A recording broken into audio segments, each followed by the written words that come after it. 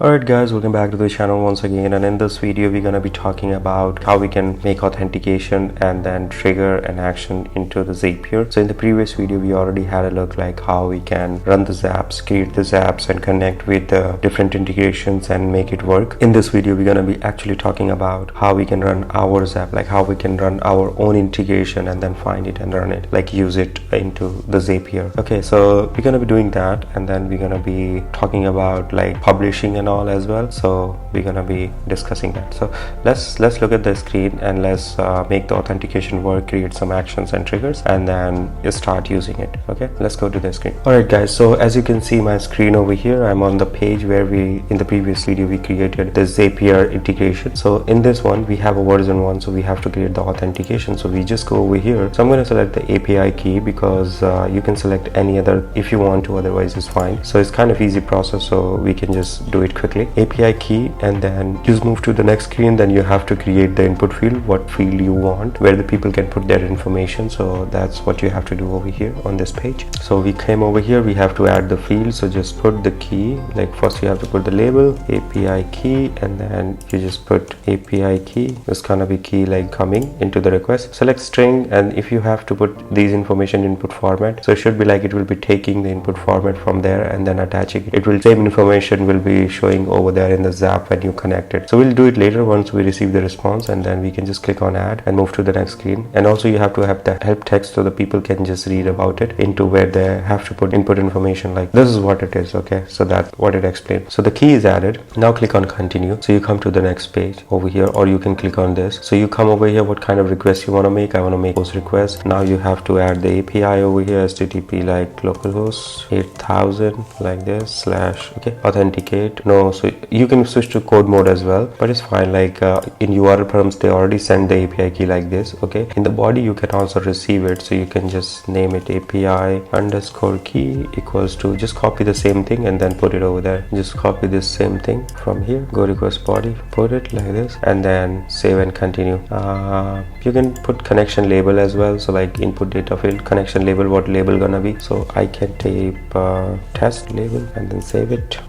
It's saved. Now you want to test it, so you just go over here, connect to test it. So it's open the pop-up. It's the same way it's gonna be working over there too. And you want to put API key, so I just put like randomly something like this, and I should get response into my code. So it says authenticate method not allowed. It's sending me get request, but it should send me the post request. So you see over here. So let me just open this, and then I received this error, so it should not work. So let's go back and then check what's going on over here. So it sent me the post, switch to code mode over here. So fine, so it should send the post request, not the get request. And then I don't know it has been saved or not. I think it should be refresh connect. It should post it, not get. Oh, I have to save and continue, so I didn't save it over here. I think that's the problem. And now I click on this again, so I just put it over here and then continue test, and I should receive. So actually the HTTP route doesn't work like localhost route, so you have to have the HTTPS route. So I just use the ngrok to connect the HTTPS route like this, and then put this API over here. So I'm started receiving the request. So you see the response has been come in this format. If I run this test setup again, so I just go over here, so you see this is my zap is also connected. And if I have to connect another one, so I just do this. I will write it down, I will write it like this. Okay, let me just take you to the code as well. So you see we are receiving the request authenticating user. So I just put enter, and then we're gonna be receiving latest request. Okay, so we just go and we should receive the request over here. So it takes a while, but it will come. Yeah, see, so you receive the request, and then this is your API key which you enter, and you return the 200 response. Okay, so what response we get over here. So the response we get this one. What I do with the data API key, I just put the name as well, like my application name, and whenever someone logs in, he will use the same name to display the name username over there. So it's kind of that. So I just use this API key, so I can just do bundle.inputData.field, something like that. Output fields with we can just copy this thing from here, go over here, put it. So we are getting data API key, so bundle dot input data dot field. So I just put out data dot input data dot field is gonna be my data and dot API underscore key.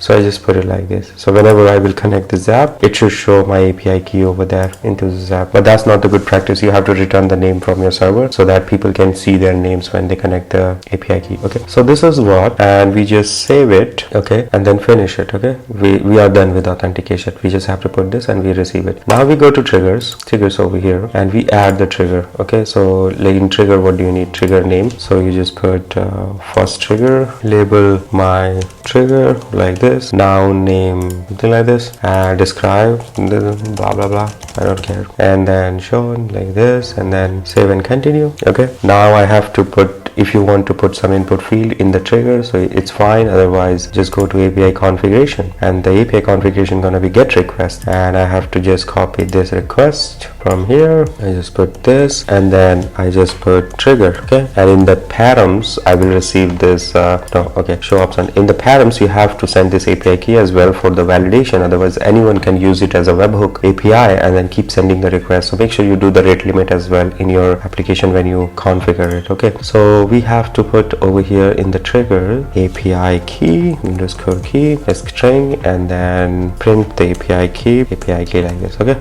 and we will return this response. So let's try it out. Okay, we save it, and then then go to test API key, test your request, and let's see what happens. So we should get the trigger API call and 200 response. We go over here in the response and we receive all the data what we have added over here, like this one. So UUID is being created, random ID, and all those things. So we get it. Okay, now what we have to do, our trigger is created. So that's how the trigger is created. Like, so there are many ways to create it, but it's just gonna check new entry got updated into the list, and it will compare it, and then it will just trigger your Zap. Okay, so that's how it works. So we finish it, and we don't have to define output if you want to define it. Okay, so you have to just copy one of that output like this, and then define it over here like this, and that's it. Save it. Okay, I think that's fine. That's fine. Trigger updated. Okay, now we have to create the action. I go over here, okay, into the action, just create action, go over here, correct the name, action, and then something blah blah blah blah blah, and then send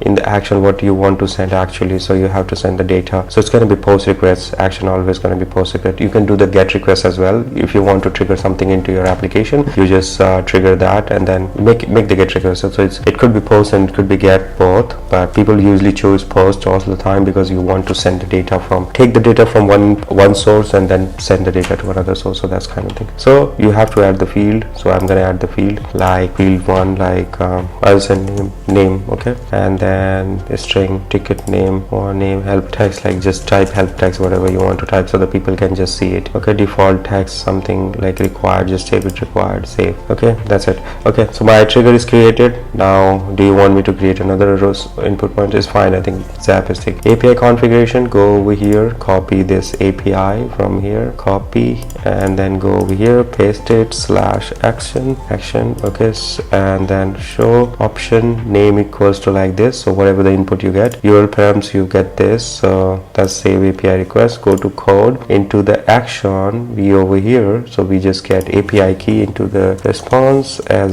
str because it's a param. Data we get as a dict type because it's going to be body, so just name it as a body. Okay, and then API key as well, API key, data we just return it body. Okay, so that's what we did. Action received, we don't have to return anything into this one, we can just say action received. That's it. Okay, now let's go to save API request. We saved it, test your API request. So we have this one, name you put something like this, and test a request. So we should receive the request for action over here. So we received the action, go over here, we got the name, you see this name is coming, and then API key is coming which you authenticated already. So our action trigger, everything is got created. Finish testing, continue. Okay, just copy this message. Okay, finish testing, continue. Go to define your output, just copy this over here, paste it, and done. Our action trigger and authentication is done. Now we can go to create a Zap. So we have to go to first, it gives you these warnings, validation, integration. So you have to fix all of these before publishing your application. If you don't do it, it's not going to work out. So you have to make sure that you fix all of these and then you work it. And then once you fix it, rerun the validation so that it will keep reducing the validation once you fix. So there's like 45 issues I got when I created mine for our company, and then I fix all of these and then we publish it just one day. They will send you an email directly on your email address, and then you have to just reply to that email once you fix the issue if they find something like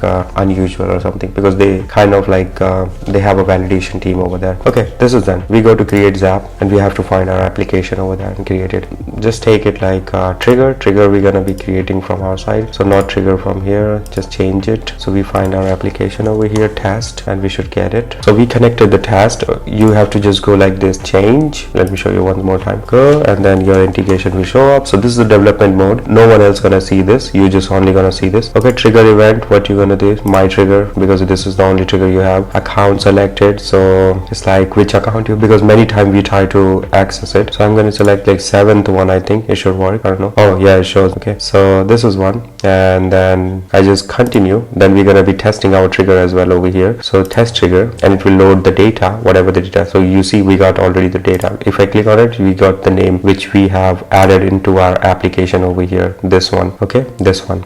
Okay, now we go over here. So there's, let's suppose selected this. Okay, continue with selected record, and then we have action. So same action I'm going to be using, this action, and then same account as well. We don't have to select an account. Name, we can just choose it from here. So what do you want to choose it as a name? So I want to choose this user 324, continue, and then test this step. So if I test this step, publish, I got the response, action received, and I should have received the response user 34 over here. So that works. Now what we have to do, retest this step, and then I should receive it. Yeah, we are receiving it. So okay, now we can publish it. Okay, I'm publishing it. So now if we have to test it, okay, you run out of tasks because I already have one created task. That's why I cannot create the new one. But once you publish it, and then we will we'll keep on updating the numbers from here. So Zapier gonna call after 5 minutes the API from their side. They're gonna call the trigger API after 5 minutes, and then if they find new entry into it, which is gonna be updated from here, so they're just gonna be trigger and then send the action to you like in this format, like the way they send it. This is the action. Okay, so that's how it works. So I think you guys have understood about it, like how the Zapier actually works. So this is a very easy thing. You can list your integration and then check it, and then everything you can do it. I hope you guys understood something from this. There are many things inside the Zapier if you want to try it, like AI and then tables and all those other things we saw. So those things we can do it, and yeah, many more things to explore. So thank you so much guys, thank you for watching, and I'll see you in the next video with new topic or something. But I hope you learned something from this. So please don't forget to like, share, and subscribe. Bye bye.